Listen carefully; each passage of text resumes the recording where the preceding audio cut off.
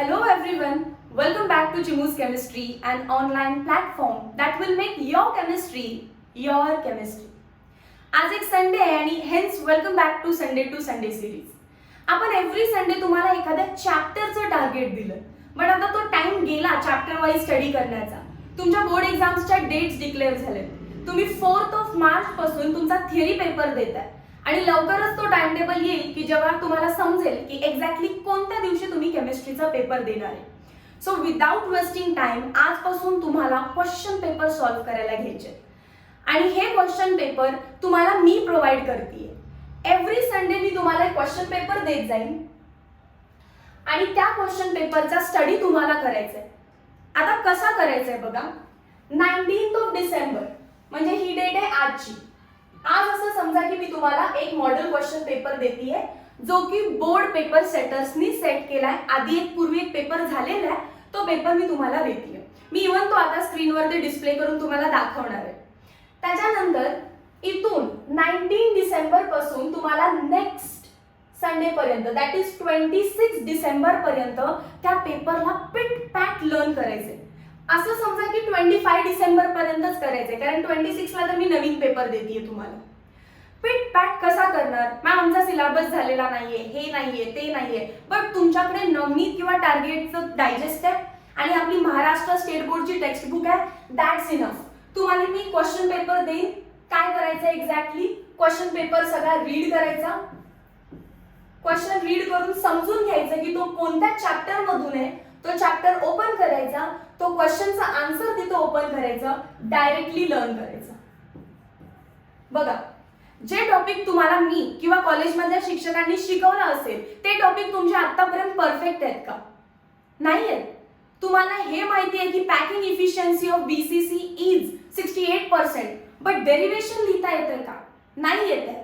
मग त्याचीच प्रॅक्टिस करून घेण्यासाठी आता तुम्हाला टेक्स्ट बुक आणि गाईड हे दोन्ही उघडायचं आहे. क्वेश्चन रीड करायचं आहे, तो लर्न करायचा आहे आणि ते तुम्हाला राईट डाऊन करायचं आहे and repeat. Read learn write, read learn write एवढंच करत बसायचंय तुम्हाला टिल 27 फेब पर्यंत. एव्हरी संडे तुम्हाला एक पेपर देईल.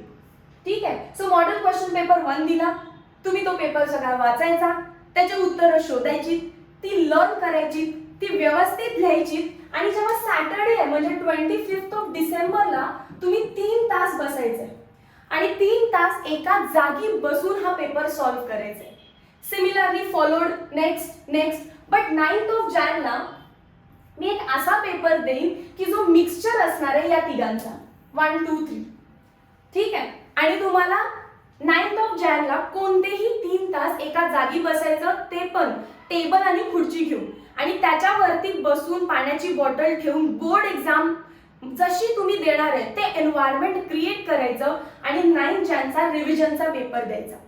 सिमिलरली परत फॉरवर्ड 16 जानेला नवीन पेपर, 23 जानेला नवीन पेपर, 30 जानेला नवीन पेपर आणि 6 ला परत आपण रिव्हिजन करतो. 6 ला आपण एकत्र रिव्हिजन करतोय, बट बाकी टाइमला तुमचं तुम्ही रिवाइज करत राहायचंय. असं नाहीये की 23 जानेला मी तुम्हाला पेपर दिला आणि 30 जानेला 6वा पेपर येणार आहे तर मग मध्ये तुम्ही काय करणार? 5वा पेपर कंटिन्यू परत रीड लर्न राईट. सो तुम्हाला होल डेचं टार्गेट एवढंच आहे, दिलेला paper read learn and write करायचं आहे आणि रिव्हिजन ज्या दिवशी आहे त्या दिवशी एका ठिकाणी बसून 3 तास तो पेपर लिहायचा. नाही तर तुम्ही असं टार्गेटच करा, एव्हरी सॅटरडे मी एका जागी 3 तास बसणार आहे आणि मागच्या संडेला दिलेला मॅमनी पेपर जो आहे तो मी सॉल्व्ह करणार आहे. सो आपले किती पेपर होत आहेत बघा? टोटल 10 पेपर होत आहेत. ऍक्च्युली हे रिव्हिजन झालं की 7 8 9 इथं तुम्ही तुमचे प्रॅक्टिकल एक्झाम्स देत असणार. पण ट्रस्ट मी, तुम्ही प्रॅक्टिकल एक्झामचं टेन्शन घेऊ नका. प्रॅक्टिकल एक्झाम्स आपल्या कॉलेजच्या हातात असतात आणि कोणत्याही कॉलेजला असं नाही वाटणार आहे की आमच्या कॉलेजच्या मुलाला जरा कमी मार्क्स देऊया. त्यांना सुद्धा कॉम्पिटिशन मध्ये राहायचे. सो तुमच्याकडून करून घेतील पण तुम्हाला कमी मार्क्स देणार नाहीयेत ते. ठीक आहे. सो इथे तुम्हाला थोडंसं बोर्डचं टेन्शन असणार आहे, बट स्वेअर मी तुम्ही हे 7 8 9 10 पेपर विदाउट डिले करायचेच आहे. तुम्ही हा जो टेम्पो मेंटेन केलाय हा बिलकुल लूज करायचा नाहीये.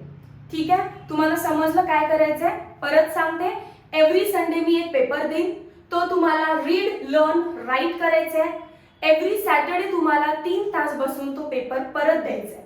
जर तुम्हाला अख्खा पेपर पाठ असेल तर मी तुम्हाला सांगते तो पेपर 2 ते 2.5 आवर्स मध्ये सॉल्व्ह झाला पाहिजे, जेणेकरून जेव्हा तुम्ही मार्च महिन्यामध्ये पेपर द्यायला जाल ना बोर्डचा, तुम्हाला असं वाटेल अरे हे तर मी एव्हरी संडे काम करतो, इतकं इझी आहे. हा इझीनेस आणण्यासाठी आपण हे 10 पेपर सॉल्व्ह करायचे. आता मी तुम्हाला तो क्वेश्चन पेपर दाखवते जो तुम्हाला या संडेला सॉल्व्ह करायचा आहे. ठीक आहे, तर तुम्ही बघू शकता हा बोर्डाचा पेपर आहे. ऍक्च्युली हे झेरॉक्स आहे, त्याचा पीडीएफ बनवला. सो तुम्हाला एक लेवल समजेल. तुम्हाला पेपर किती तास द्यायचे? 3 आवर्स. आणि केमिस्ट्रीचा पेपर असतो किती मार्क्सचा? 70 मार्क्सचा. हे पहिला क्लिअर करून घ्या. 70 मार्काचा पेपर आपल्याला लिहायचा आहे आणि 3 तासामध्ये लिहायचा आहे. नेक्स्ट कोणती गोष्ट तुम्हाला माहिती पाहिजे? यामधल्या जनरल इन्स्ट्रक्शन्स. आता ह्या जनरल इन्स्ट्रक्शन्स खरं तर मीच एक्सप्लेन करेन तुम्हाला, जास्त डोकं लावायला लागणार नाहीये. तरी काही गोष्टी बघा, हे सगळं तर मीच सांगतेय याच लेक्चरमध्ये.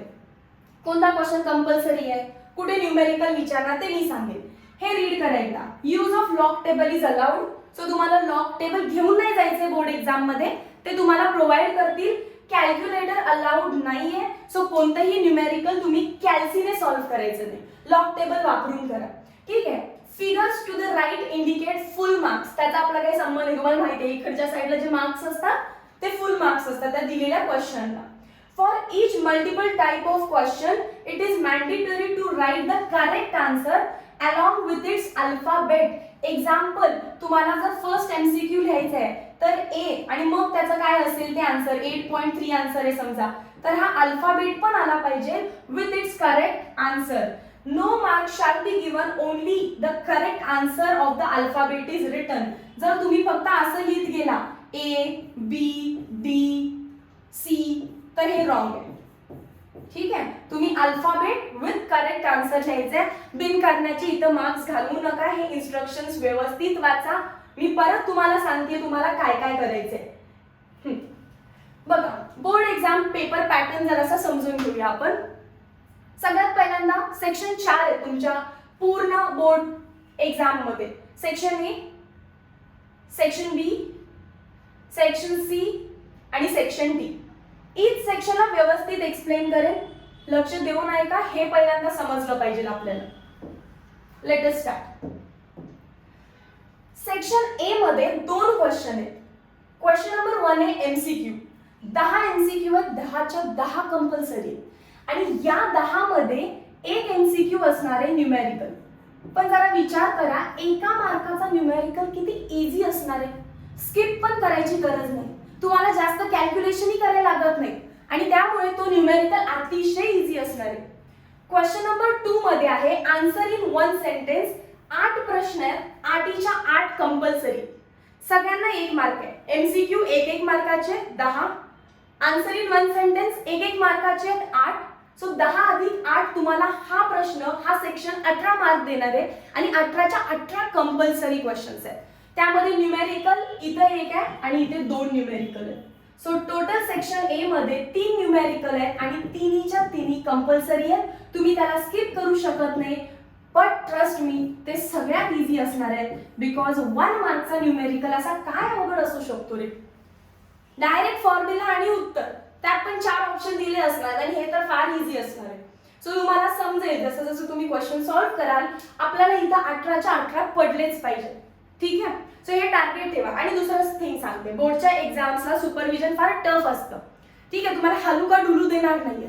पण आपल्याला माहिती आहे आपण काही पहिल्यांदा एक्झाम देतो का? खूप साऱ्या आपण बोर्ड एक्झाम देऊन आलो, म्हणजे प्रॅक्टिस टेस्ट शाळेत 7वी 8वी 9वी 10वीची बोर्ड एक्झाम तुम्ही दिली आहे ना? आय डोंट नो, नाही दिली तुम्ही बहुतेक. नाही दिली. जिओग्राफीचा पेपर फक्त काहीतरी तुम्ही दिला नव्हता. सो तुम्हाला माहिती आहे शेवटच्या 5 मिनिटांमध्ये जेव्हा सुपरवायझर पेपर कलेक्ट करत असतो तेव्हा आपल्याला न येणारे एमसीक्यू आपण काही ना करून कुठून ना कुठून तरी लिहितोय. So don't worry about this questions. तुम्ही इथं 18 पैकी 18 स्कोर करू शकता, कारण जो एमसीक्यू तुम्हाला येत नाही तो नक्कीच दुसऱ्या कोणाला तरी येत असतो. बट हे सगळं मी खुल्यापणाने सांगते, हे थोडंसं जपून करायचंय तुम्हाला, बिकॉज फायनली तुम्ही बोर्ड एक्झाम्स देताय. सो बोर्ड एक्झाम्स मध्ये स्ट्रिक्टली पेपर कंडक्ट केला जातो. बट हा शेवटचे 5 मिनिटं नक्कीच लूज राहतील, पण त्याच्यामध्ये सुद्धा सेफली गोष्टी करायची आहेत. कारण आफ्टर ऑल आर फ्युचर आहे सापडला आणि परत असं लक्षात आलं पेपर काढून घेतला आणि मॅमनी सांगितलेलं आम्हाला असं करायला, हे काही तिथे रिझन चालणार नाहीये. सेक्शन बी मध्ये क्वेश्चन नंबर 3 आला. लक्षात आलं काय झालं तुम्हाला? सेक्शन ए मध्ये question number 1 10 MCQ, question number 2 मध्ये 8 क्वेश्चन्स आहेत. सब क्वेश्चन 1 2 3 4 5 6 7 8 च्या 8 कंपल्सरी. नेक्स्ट आहे तुमचा question number 3 to question number 14. याच्यामध्ये क्वेश्चन नंबर 3 to 14 जर बघायला गेला तुम्ही तर we have totally 12 questions, 12 questions आहेत आणि 12 पैकी तुम्हाला सॉल्व्ह किती करायचे? ओनली 8. सो 4 मार्क्स तसेही ऑरला गेले. आता 4 question, sorry not 4 marks, 4 question तसेही ऑरला गेले. 2 मार्क्सचा क्वेश्चन आहे. सो 8 2 चा 16 मार्क्स तुम्हाला याच्यामध्ये स्कोर करायचे आहेत. पण प्रश्न किती आहे? प्रश्न 12 आहे. 12 2 चा 24 मार्क्सचे तिथं प्रश्न आहेत. त्यापैकी फक्त तुम्हाला 16 मार्क पडायचे, 16 मार्क्स आउट ऑफ 24. बरं, किती स्कोप आहे तुम्हाला स्कोर करण्यासाठी? क्वेश्चन दिलेत 12, त्यातले सॉल्व्ह करायचे आहेत 8, म्हणजे 4 क्वेश्चन तसेही ऑरला जातात. आणि या प्रश्नामध्ये कंपल्सरी 2 न्यूमेरिकल आहेत. कंपल्सरी 2 न्यूमेरिकल आहेत. तुम्हाला हे येत असतील तर ठीक, नाही तर तसेही हे तुम्ही ऑरला टाकू शकताय. हे 2 न्यूमेरिकल सोडून 2 कुठलेही थेरी क्वेश्चन पण ऑरला जात आहेत तुमचे. सो लक्षात येते किती स्कोप आहे तुम्हाला स्कोर करायला. नेक्स्ट सेम आहे बघा, सेक्शन सी मध्ये 15 to 26 असे हे परत 12 प्रश्न आहेत. 12 मधले परत तुम्हाला 8 सॉल्व्ह करायचे आहेत, म्हणजे परत 4 प्रश्न ऑरला गेले. प्रत्येक प्रश्न 3 मार्काचा आहे. सो 8 3 चा 24 मार्क्स तुम्हाला स्कोर करायचे आहेत. ॲज देर आर 12 क्वेश्चन्स, 12 3 चा 36 मार्क्सचा टोटल सेक्शन आहे. त्यातले आपल्याला फक्त 24 स्कोर करायचे आहेत. स्कोप समजतो? 36 मार्क्सचं विचारलं जाणार आहे, लिहायचं फक्त 24 मार्क्स आहे त्याच्यामधलं. सो आपल्याला ऑरला टाकायला खूप सारे क्वेश्चन्स आहेत. याच्यामध्ये परत 2 कंपल्सरी न्यूमेरिकल आहेत. अजून एक माझं सजेशन आहे का, इथले जे 2 न्यूमेरिकल आहेत ते 2 मार्कासाठी, सो परत इझी असणार आहेत. सो हे स्किप करायच्या नादी लागू नका, हे सॉल्व्ह करायचं टार्गेट ठेवा. इझी असणार आहे. मी तुमची न्यूमेरिकलची प्रॅक्टिस करून घेईन. सो तुम्हाला हे 2 मार्काचा न्यूमेरिकल स्किप करायचा नाहीये, स्कोरिंग असणार आहे तो. पण हा नक्कीच जे स्टुडंट टॉपर आहेत, आपल्याला माहिती असतं आपण टॉपरच्या रेंज आहे का ऍव्हरेज रेंज आहे, टॉपर स्टुडंट हे क्वेश्चन सॉल्व्ह करतील. 2 मार्काचे 3 मार्काचे 2 numerical. But if you are a average student I will tell you to skip this question, कारण हा क्वेश्चन तुमचं टाइम खाईल. जर तुम्हाला लॉग टेबल यूज करता येत नाही तर ट्रस्ट मी हा क्वेश्चन तुमचा टाइम खाईल. सो 3 मार्काच्या न्यूमेरिकलला हात पण नाही लावायचे. 3 मार्काचे थेरी क्वेश्चन फार सोपे सोपे असतात. सोपे सोपे म्हणजे काय माहितीये का, आता जर तुम्हाला मी पेपर दाखवते, सॉलिड स्टेट वरती 3 मार्काचा प्रश्न विचारलाय. समजा क्वेश्चन नंबर 15 येतो. क्वेश्चन नंबर 15 मध्ये 3 सब क्वेश्चन असतात असे ABC solid स्टेटवर.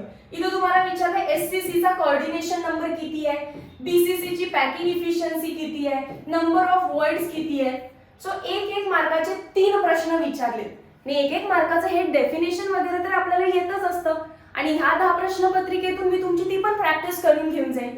So theory question फार सिंपल असतो बट न्यूमेरिकल टफ असतो. जर तुम्ही इथं न्यूमेरिकलला टच केलं तर तुमचा टाइम गेला म्हणून समजा. सो हे समजलं. 15 to 26 टोटल 12 प्रश्न आहेत, सॉल्व्ह 8 करायचे, इच फॉर 3 मार्क्स अँड 2 न्यूमेरिकल्स त्याच्यामध्ये कंपल्सरी असणार आहेत. बट कंपल्सरी म्हणजे तुम्ही ऑरला टाकू शकताय. 2 न्यूमेरिकल असणार म्हणजे असणार, पण सोडवायलाच पाहिजे असं नाही. You can keep it to or. Last section, section D. Section D मध्ये 27 to 31 म्हणजे जवळपास तुम्हाला 5 प्रश्न आहेत आणि 5 पैकी सॉल्व्ह किती करायचे? 3. किती प्रश्न ऑरला गेले? 2 प्रश्न ऑरला गेले. याच्यामध्ये अख्खं टेक्स्टबुक जरी उघडून बघितलं ना, एकही प्रश्न 4 मार्काला नाहीये. मग इथं कसं विचारलं मॅम? बघा इथं क्वेश्चन कसा असतो. फॉर एक्झाम्पल क्वेश्चन नंबर 27 दिलाय आपल्याला. क्वेश्चन नंबर 27 मध्ये सब क्वेश्चन असतो A आणि B. A असेल तुमचा 3 मार्काला आणि B असेल तुमचा 1 मार्काला. सो असे 4 मार्क असणार आहेत. किंवा असं होऊ शकतं, क्वेश्चन नंबर 28 आहे, नेक्स्ट क्वेश्चन घेते.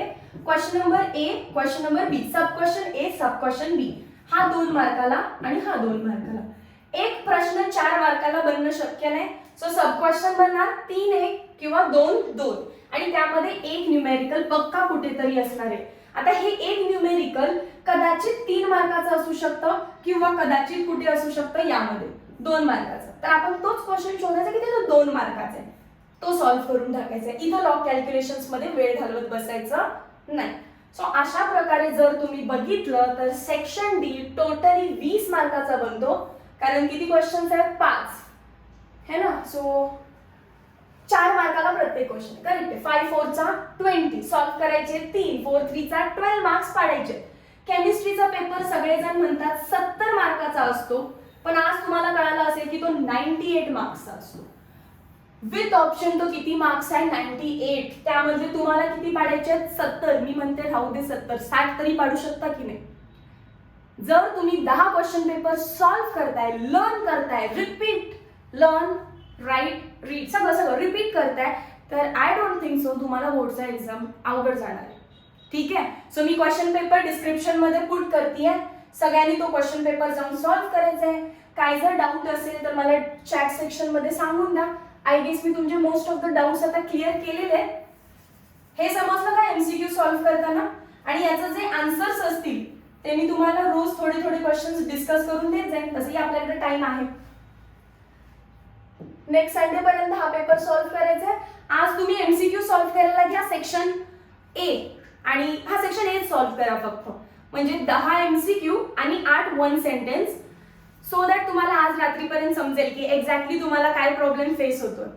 त्यानंतर हळूहळू मी तुम्हाला रोज एका सेक्शनचं एक्सप्लेनेशन देत जाईन, जेणेकरून तुम्हाला फ्रायडे पर्यंत कॉन्फिडन्स येईल की येस आता आपले ते क्वेश्चन्स लर्न आहेत आणि सॅटर्डेला तुम्ही तो पेपर देऊ शकताय. अजून जर माझ्याकडून सांगण्याचं काही राहिलं असेल तर तुम्ही मला चॅट सेक्शन मध्ये सांगा. स्ट्रॅटेजी कशी वाटली ते पण मला सांगा. आणि how many of you are going to do it, please put in the chat section. Meet you in next session. Till then, thank you so much.